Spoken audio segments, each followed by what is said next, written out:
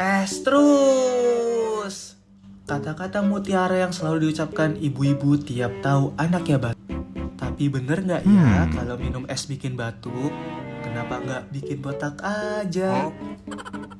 Jadi batuk merupakan gejala respiratorik tersering yang ditemukan pada anak-anak. Batuk sendiri sebenarnya merupakan mekanisme pertahanan tubuh untuk membersihkan sekret terutama pada saat terjadi inflamasi akibat virus atau bakteri. Dan dapat sebagai alarm adanya gangguan pada organ respirasi. Jadi bukan minum esnya yang menyebabkan batuk.